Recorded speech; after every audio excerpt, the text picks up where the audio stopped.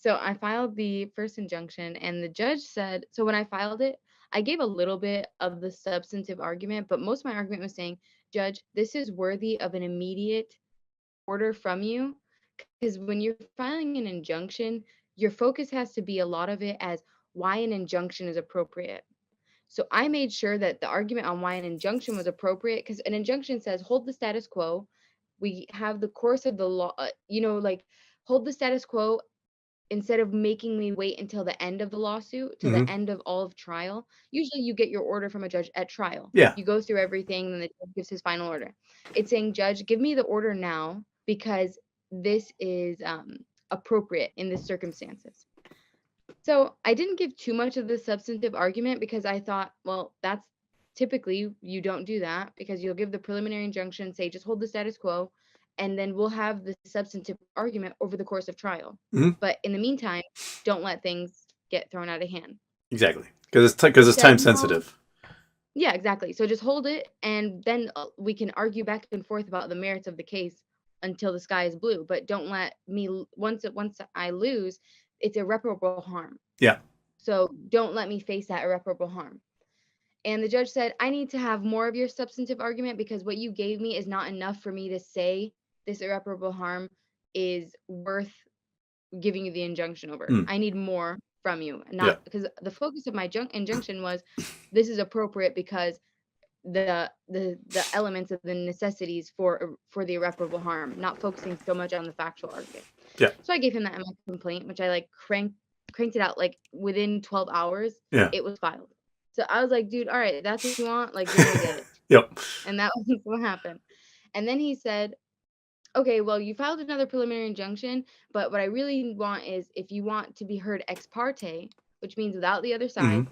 you need to file a TRO Yeah. because it's a temporary restraining order. That is the only reason a temporary restraining order differs from an injunction. The only reason is because it's ex parte. Yeah. Because typically restraining orders are to be protected from actions of the other party.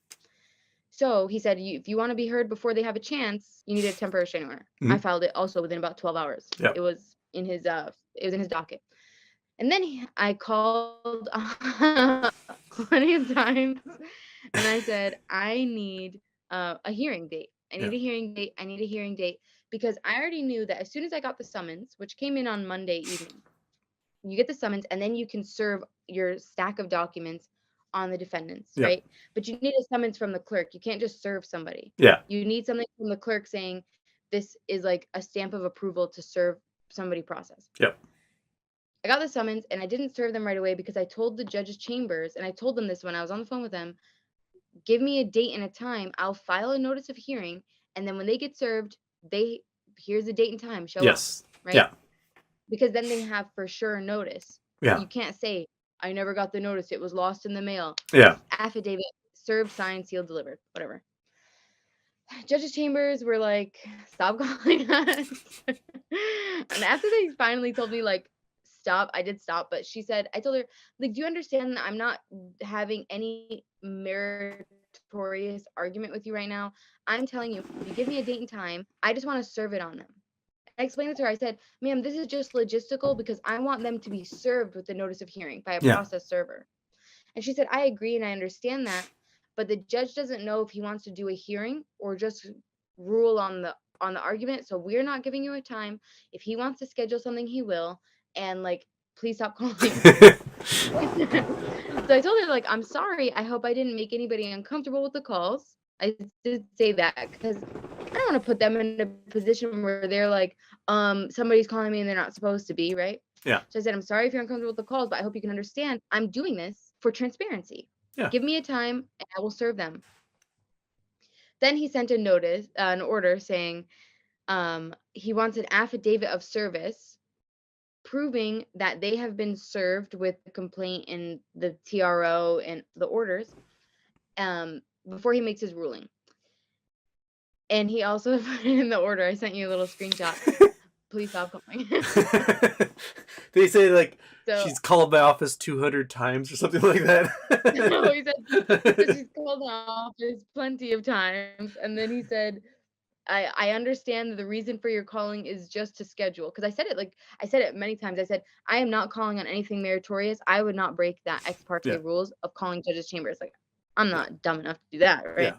But I said, this is logistical. You call the judge's office to schedule a hearing. That's just how you do it. You get Yeah. on the judge's calendar. And I need the time so I can create a notice of hearing and serve it on the defendant. And she said, no, if he wants to do a hearing, he'll let you know, but he's not going to just let you schedule it or whatever. And I was like, Yeah. all right, fine. And he even said in there, like, I understand you want to schedule a hearing. I have not decided on that. If I do decide, I'll let you know. Please don't call anymore. Or he said, no, what did he say? He said, I know that's what I know you want. You don't have to tell me again or something. I can read to you what that last sentence was. And I was like, okay, I get it, dude. He said something. He said, I do not need to be told that again. I Stop. Yeah. understand I have been told the plaintiff's called or because the plaintiff has repeatedly called and wishes to have a hearing. I do not need to be told that again. That's what he said. Okay, but anyway, at least he acknowledges I'm not doing anything unethical, right? Yeah. I'm not having my argument with him on the side. Yeah. And I explained it to them, and the judges' chambers were like, we get it, but no. Yeah. So now what I see, every time something happens, you go to your new spot and you to Oh, you're pivot around and look Yeah. what's next, what's on the horizons. Every time something happens, you have a new horizon. So now I need to look where we are right now and take a look around and say, like, what's on my horizon? He asked for them to be served. And to me, that says he wants to file a hearing or Mhm. file an order on it. Yep. He wants to rule on it. But I think he wants to give them an opportunity to object. Yeah. And say, like, no, we're just doing our duty as a regulator, man. We can do whatever we want. I think he wants them to object to the irreparable harm. Yeah. I think he wants to give them an opportunity to say it's not irreparable harm. Yeah. Like, no irreparable harm will be done. But what I'm asking for, I think, is very reasonable, asking for them to halt their process of deleting shares because people are getting back false shares, right, Yeah. of false companies.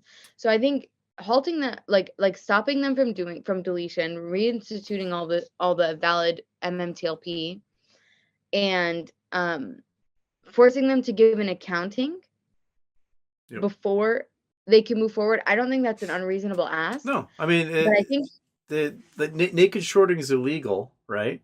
And I agree. Yeah.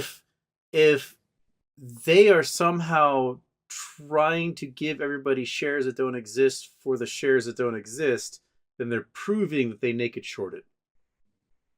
Yeah, and they're also diluting shares to valid shareholders, and they're also it's just theft. It's just fraud and theft. And there's something that I learned in law school that they say it smacks of fraud. I never understood that phrase, but I kind of do now because it just smacks you in the face. Like, this is smacks of fraud. Like, this is fraud. Okay, like, if you're selling people shares that don't actually exist or that cannot be carried over, that is just fraudulent.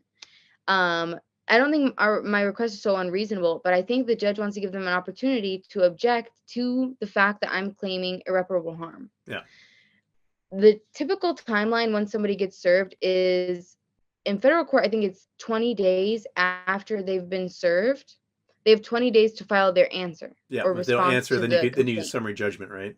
If they don't answer. Yeah, well, if they don't answer, then you file for a motion for default judgment. Default. And once you get a motion for default judgment, then you get like a default from the clerk saying they never filed, clerk, give me my default. And then you give the judge the default judgment saying, Judge, I need a judgment of default because they've defaulted completely. But that's if they don't answer in 20 days. But they will. They'll have some lawyer. Yeah. Yeah. I'm sure they will. But this TRO matter shouldn't give them the full 20 days to answer. Yeah. So that's where I'm looking and I'm saying, okay, Judge, they've been served. They understand that I filed for something emergent. Time is of the essence. I have included that. I said I'm asking for leave for a hearing if necessary. Yep. And if not necessary, just make a ruling because this is irreparable harm is on the line. Yep. And I'm thinking that he just wants to give them an opportunity to object, or if he schedules a hearing, give them an opportunity to like appear and and object to the irreparable harm. Yeah. But I think that like what I'm requesting is to maintain the status quo, which I don't think is so crazy. No, I think it's But smart. Yeah.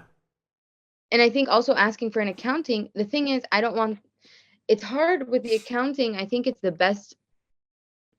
When you ask for them to stop the hold, it's like for how long, right? Yeah. Who determines that? FINRA. Yeah. If you're gonna ask who tells them when to continue the spinoff, who would you ask? Who's the regulatory agency you would ask? Well, okay, when should they start again? Yeah. FINRA, right? Yeah. So I had to give a triggering event, and the triggering event was, give me an accounting. Yeah. We'll look at the accounting, and if it's all good to go, continue however the hell you want, right? Yeah. If it's not all good to go, now we need to pivot again and look what are the best options to, reverse the damage. Yeah.